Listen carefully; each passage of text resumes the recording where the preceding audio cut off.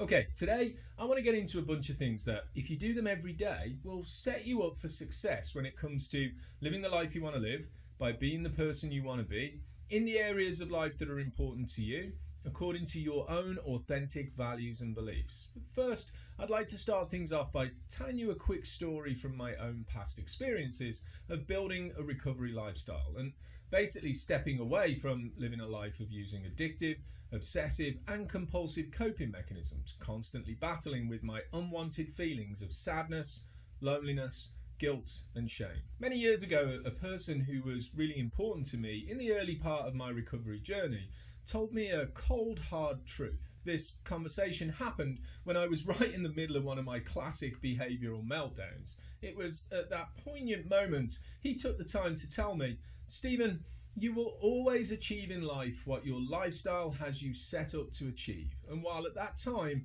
I not only didn't want to hear this, but also didn't know how to process the profound nature of this statement, as I've continued on my journey 14 years along the road at the time of this recording, it actually makes more and more sense the further and deeper I go. Setting our lives up for success means putting things in place that help us to live the life we want to live. And in the interest of full disclosure, and to be totally blunt about it, in the past, my life was set up to be what most people would label as an addict. I hung out with people who lived the same lifestyle as me, and I kept those that didn't at a distance, which meant I never had to be accountable to them or explain my maladaptive behaviours in any way at all. I built my life around maintaining the addictive, obsessive, and compulsive coping mechanisms that I was choosing to use every single day to deal with my own emotional experiences, which, unbeknownst to me, was actually keeping me trapped in the emotional experiences I was using them to cope with. And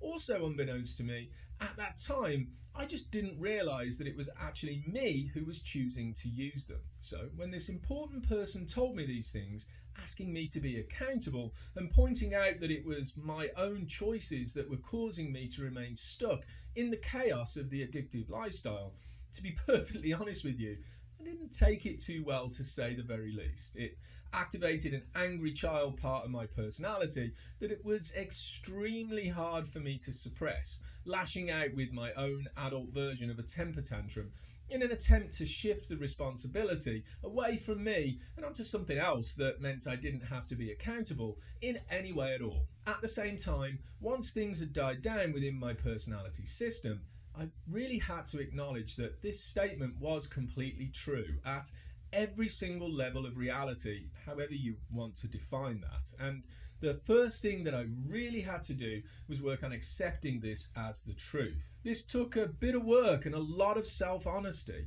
working through the entitlement and anger that was active in my system whenever I would sit with my fear of accountability. But once I did finally get to a point of acceptance, I was able to start shifting the way I was living my life in a direction that set me up to achieve what it was I was actually trying to achieve at my core. First things first, before anyone can begin to take this on, it's incredibly important to complete the exercises connected to the 10 domains of life, the 5 common core values, and the beliefs about these values inside the areas of life that are important to us, so we have a clear definition of the direction that we're heading. We also want to make sure we know how to practice the chain analysis exercise on a weekly basis, so we can have some insight for what might be stopping us from living the life we want to live in the areas of life that we've identified as being important to us right now. Once we've got a decent idea of how to implement these skills, and by no means do we need to be using them perfectly in our practice before we move on, there are a few things we can do every single day to help set up our lives for success. So let's go over exactly what these are.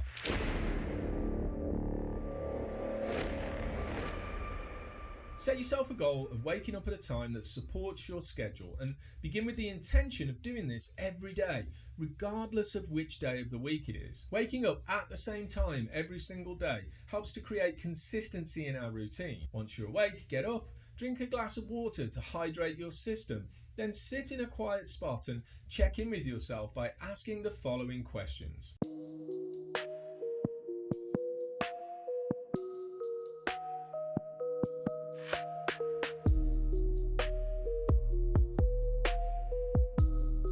sit quietly with your personality system just for a few minutes and explore what's going on, bringing validation to your thoughts and feelings. And while you sit in reflection, contemplate your scheduled activities in preparation for the day ahead. Then eat a healthy breakfast, as it's a very important aspect of following a healthy diet program. Remember that diet is what works for you, so it might take a bit of trial and error to figure out what works best for you and your own needs. The next part of my own routine can be done in the morning or actually later in the day, whichever you choose, but it is an extremely important aspect of living the life you want to live, so make sure it gets done at some point during the day. Take some time to perform some sort of exercise. Stretch, walk, jog, or work out, even if it's done in a seated position.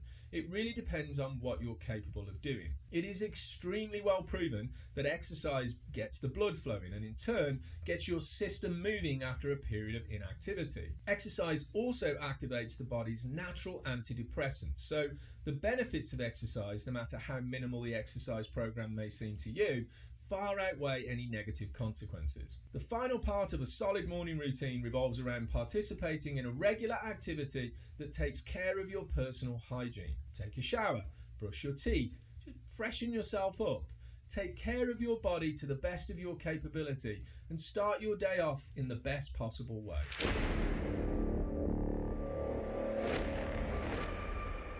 In this work, we define the term vocation as something we do where there are strong feelings of suitability for us. In other words, something we do that we are motivated to do because we get a sense of accomplishment, enjoyment, and sometimes even purpose from it. Our vocational activity is often tied up in things like work or school, as these are usually dominant parts of our daily schedule if work, college or university are things that are a part of living the life we want to live. But it doesn't always have to be the case that our vocation is connected to these things in particular. It can be the case that the vocational activity is connected to learning from scratch or developing mastery of a particular craft, a musical instrument, a new language, or anything at all that can fill our time with an activity that we find meaningful. Adding a vocational activity to our daily schedule is an important part of living the life you want to live. Over the years, in the many different roles that I've held in the field of addiction and mental health,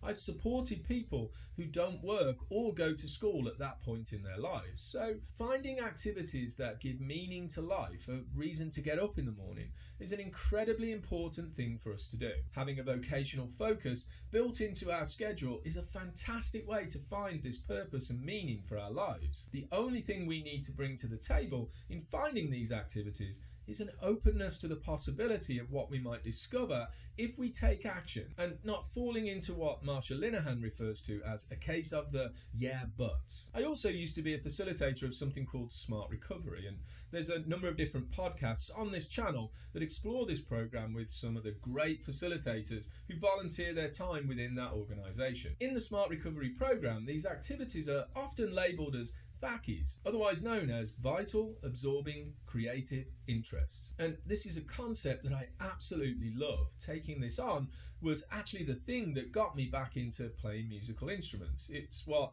to some degree, got me into a new career, one that took me into a line of work that I also truly love. And at the same time, this is a concept that helped to build a balanced approach to my vocational activities within my daily structure. So adding this as one of the 5 things we need to do on a daily basis just seems like a no-brainer to me.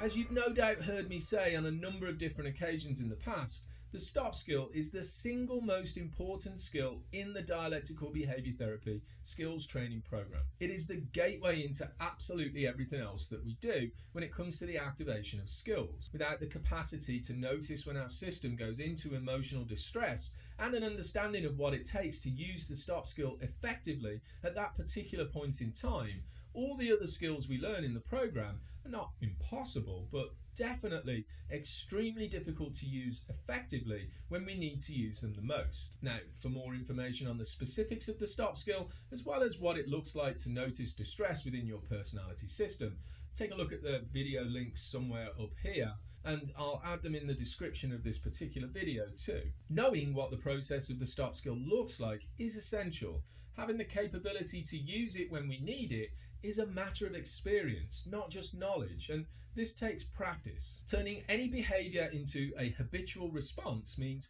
building the muscle memory of the behaviour by practicing it over and over and over again. Then, when you think you've practiced it enough, practice it some more. So that being said, building the practice of stop into our daily routine is the only way, as far as I know, to make it habitual. When I'm teaching this skill to the people I support in a one-on-one capacity, I recommend setting alarms at random times throughout the day to practice the process of the stop skill. Take the time during your day to stop what you're doing, take some big deep breaths, then observe and describe what's happening in your system by asking yourself the following stop skill questions.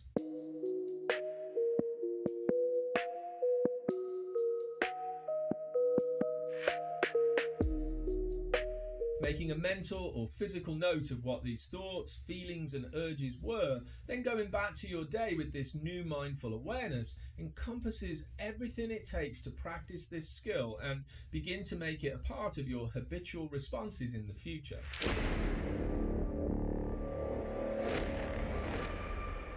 I truly believe that the repetition of one mindful activities is like having a gym for the mind, and it's how we practice the extremely necessary art of mindfulness from a dialectical behaviour therapy point of view. In the modern days, most people don't really have the time to build an elaborate mindfulness practice into their already busy day-to-day lives. So, dialectical behaviour therapy teaches us to practice one mindfulness by taking our mundane daily activities, those things that we don't normally have to concentrate our minds on, and it asks us to focus our attention solely on the activity. We can practice one mindfulness when we're participating in activities like washing the dishes, eating our lunch, cutting the grass, shoveling the snow, walking the dog, or even working out, because we normally do all of these things without a concentrated thought process. When we do these things without distraction, in other words, not while listening to a podcast or having the TV going monotonously in the background like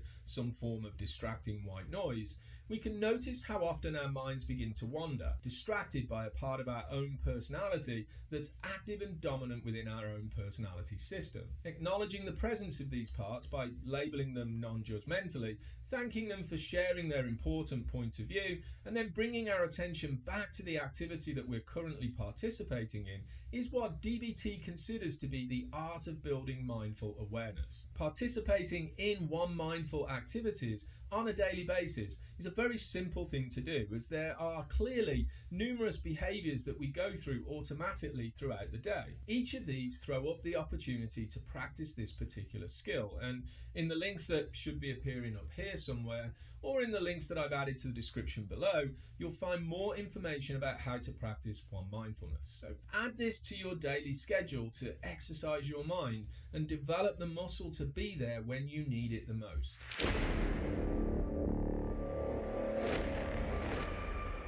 Ending the day with a solid night routine is the final thing I recommend for people to do every single day.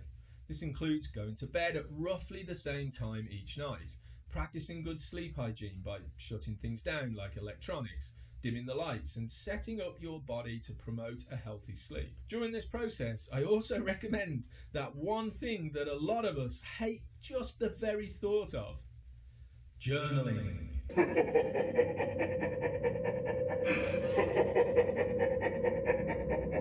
Now, there are a number of different ways to journal, and whether you're trying to do a brain dump that just gets everything out of your racing mind, or going through the process of chronicling your day so you can reflect on every single aspect, or completing the specifics of a mode journal exercise, there really is no right or wrong way to do it. At the same time, I like to ask my clients to reflect on a few things in particular at the end of the day. First, what were you challenged by today? In what areas of life were you not able to be who you wanted to be? Why were you challenged by this? What story were you telling yourself? And what would you like to do differently if this situation came up again? Second, I like to end on a positive note by exploring and acknowledging what I did well on this day. Look at the areas of life that are important to you and notice where you were able to be who you wanted to be, no matter how small of an accomplishment this may seem to you right now. Bring gratitude and appreciation to the accomplishments of the day. Notice the things you did well and give yourself a proverbial pat on the back for each of these things. This action alone builds motivation to do more of the same. It slowly drip feeds our system with the dopamine we need to have us wanting to do more. And finally, I like to end by reflecting on my schedule for the following day, thinking about what I need to do and writing down important things that I may need to remember in preparation. Sleep itself is the most important part of practicing a healthy and effective night routine. How you get yourself to sleep is pretty much entirely up to you. Some people use guided meditations, others have white noise machines or earplugs to block things out. It basically comes down to whatever helps you to fall asleep.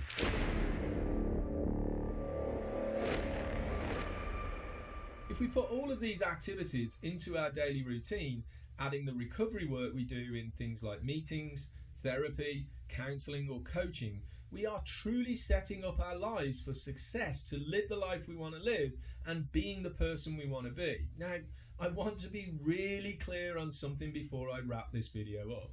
I am in no way saying that these things are easy to do, and I am definitely not saying that just because you want to do them, you should be able to implement them without a single problem. There will be pushback in your system.